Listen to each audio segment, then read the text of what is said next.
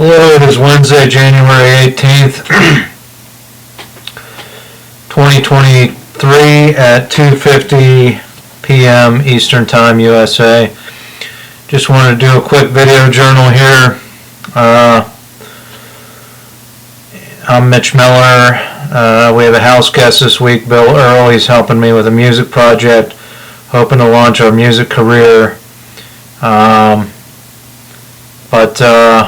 I am willing to take other posts instead of becoming a world-renowned musician. So, according to my calculations, the Pentagon should have received my letter with the peace treaty and a letter to the Joint Chiefs of Staff. So, still waiting for that call from the Pentagon. Hey, come on down to D.C. and we want to talk with you about possibilities for your future. We want to employ you. We want to back you. We want to fund you. Speaking of the Pentagon, I suggested in one of the previous videos that the Pentagon take up a raffle, sell raffle tickets to win my motorcycle featured in my music video. Something just ain't right here. The proceeds from that raffle were going to go to a program, I think, for the bicycle trail. And we can talk about how those funds will be used. If you refresh my memory of what I said I specified them for, I have a good way to do that. I was thinking of like consolation prizes for this raffle. I have about 3 years worth of United Mine Workers of America Journal, their monthly magazine that they send out.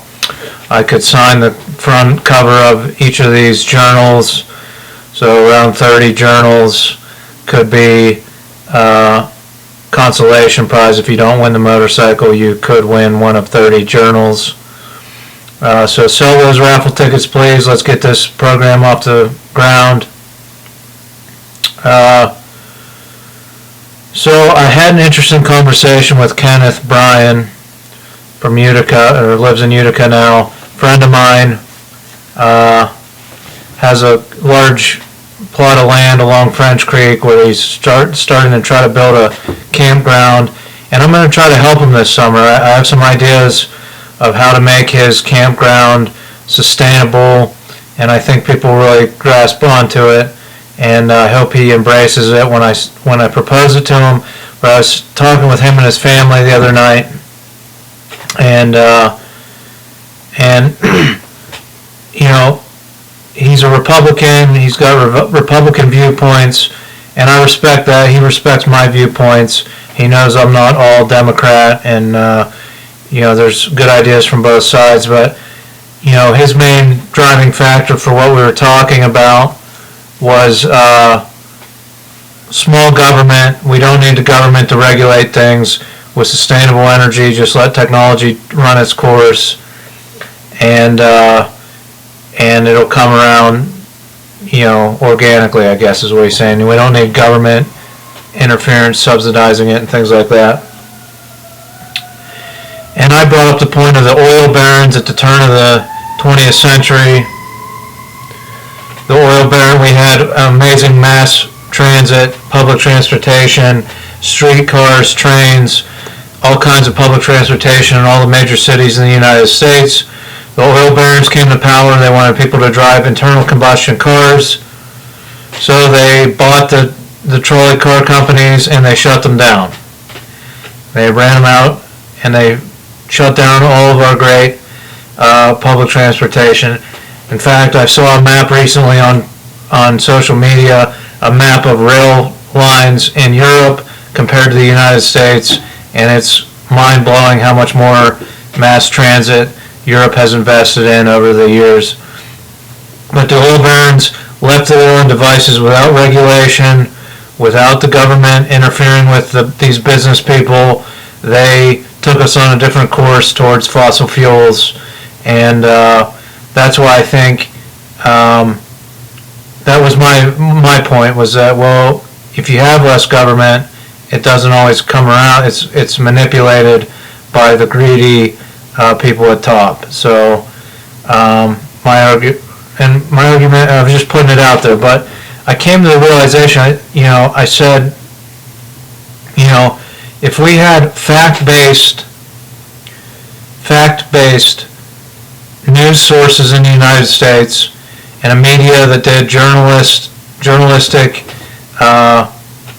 had journalistic integrity, basically, if we had a population that was informed, an informed population of all the issues, all the different nuances, then I would be fine with small government. I don't think that the government is going to come up with the best solutions, just like I don't think one huge corporation is going to come up with all the best solutions.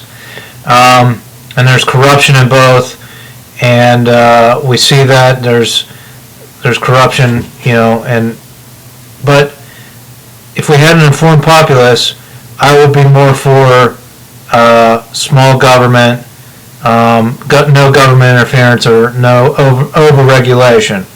But because we don't have an informed public, we need regulation, because the government officials, the elected officials, they have access to the government studies on all the issues, and they have the staff that it takes to read through those hundreds of pages of studies and summarize them for each individual politician, right? So in order to dig through all the scientific studies on every issue, or sociological studies, you need a staff of 10s or 20s or 30s of people to summarize it for you so that you can make a decision about it.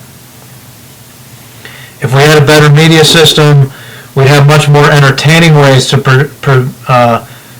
show these interesting topics. But instead we have an entertainment media that's all entertainment, very little fact-based thing, and very little issues that we need to know. So those informed decision makers, the government officials, make regulation to get us on track for where we need to go as a society, because they have the facts. We, the people, the public, do not have the facts. And that's why I propose what I would do as chairman of the FCC. I would get us onto a fact-based news situation in the United States. And I argue that a state media program is in the Constitution. It's focused on the legislature, politicians, the elected officials releasing updates as to what they're doing on a regular basis. And I'm subscribed to many newsletters that politicians send out, and they'll say, I voted this way, and I did this, and I think this. But they're not. Here's what I would do with a state-based media program, and it would not be bigger. You could even say it cannot get any bigger than the smallest United States media company, publicly traded or something like that. It cannot exceed that scope of revenue or whatever, however you want to describe it. But with a state-sponsored media program, you could take these lawmakers, instead of them just saying, I voted this on resolution whatever, they could release the information from the fact-based studies that they're getting out of universities, scientific communities, things like that. They could have it summarized by their staff, and they could release it in a compact, easily digestible form, so that people are informed of the issues and not just focused on the laws and the votes that they're taking. So I think that that's what we can do to have an informed public, and then we can say small government, reduce the taxation, reduce the regulation, because when you have an informed public, they can vote with their wallet. I'm not going to utilize this corporation because they use slave labor, they have horrible environmental record, so on and so forth. If you have easily accessible portal where people can see this information, they will choose. I believe that they will choose to vote with their wallet, and then you don't need that regulation. If these companies were transparent about their practices and about their structures and about their bonus structures, people would not need, we would not need government to step in and over-regulate or regulate things. So that's my little video journal for today. I just wanted to get that out there. I'm not Democrat, I'm not Republican, I'm independent. I may be the most neutral person you're going to find that looks at the issues from all angles, and I adapt and I evolve every day by speaking with Republicans that are open-minded, informed Republicans. They have good ideas. It's just you have Republicans at the top that manipulate the media system so that we're all dumbed down and we're not informed. And they don't want to be transparent with their business practices because they're doing shady stuff. Now, my friend Ken, he's a Republican. He owns multiple small businesses. Those small business Republicans have great ideas, and that's who you should be looking out for, not these corporate Republicans at the top. So that's my video journal for today. Join me probably next week when I talk about something else. Thanks for watching, and take care.